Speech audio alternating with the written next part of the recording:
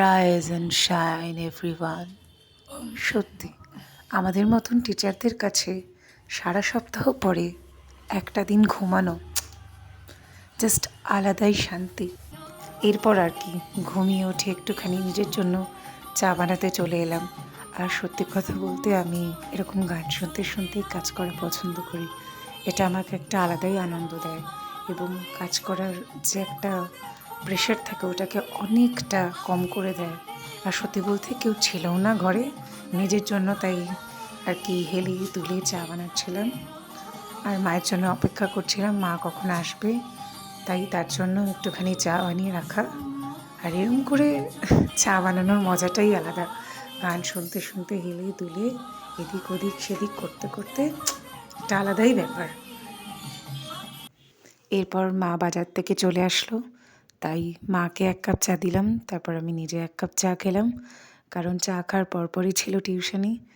আর মায়ের সাথে একটুখানি গল্প করছিলাম। ব্যাকগ্রাউন্ডটা যদি না আমি রাখতাম, মানে অরিজিনাল ব্যাকগ্রাউন্ড যদি রাখতাম, তাহলে মোটামুটি লোকে আমাদের কথাবার্তা শুনে হাসতে হাসতে মরে যেত, এটুকুনি আমি শিওর। এখন রেডি হয়ে নিচ্ছি কারণ আজকে 3টে টিউশনই আছে।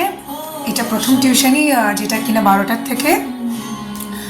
আর আরেকটা ব্যাপার, লোকে ভিডিওর ব্যাকগ্রাউন্ডে গান দেয় আর আমি গান শুনতে শুনতে ভিডিও বানাচ্ছি, কারণ আমি ছুটির দিনে থাকলে গান শুনি আর এভাবেই শুনি। আমার ওই এয়ারপডসের থেকে আমার এভাবে গান শুনতে বেশি ভালো লাগে, কারণ ঘরে কেউ নেই, একা একা গান শুনছি, আলাদাই ভালো লাগে। চল একটু রেডি হয়ে নেওয়া যায়।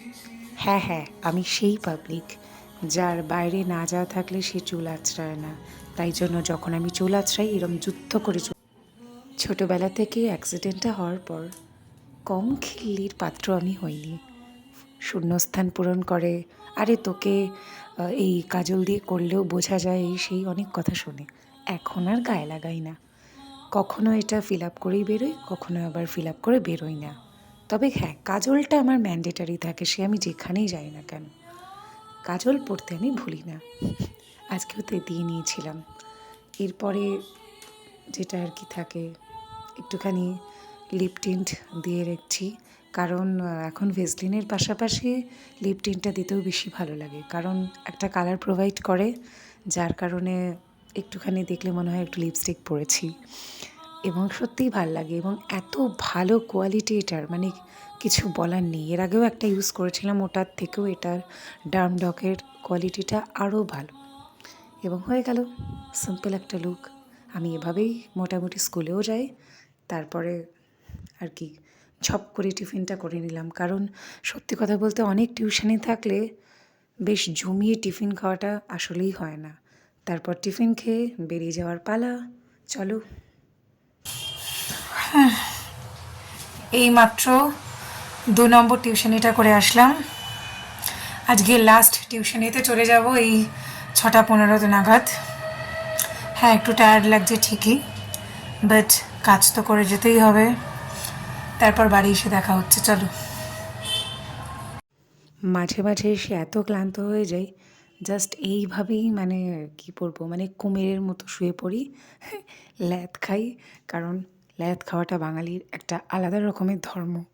তাই আমিও টিউশন বাড়ি থেকে এসে, মানে লাস্ট টিউশনটা থেকে ফিরে এসে এভাবেই শুয়েছিলাম, কারণ খুব ক্লান্ত হয়ে পড়েছিলাম। এরপর একটুখানি আসল কাজটা, ঠাকুরের আসল কাজটা সারাদিন পরে একটুখানি বজরংবলী পড়ে নিলাম, করে সেবা দিয়ে মোটামুটি উঠেছি। আজকের মতো ব্লগটা শেষ করছি, আবার দেখা হচ্ছে খুব শীঘ্রই। এখনের মতো বাই।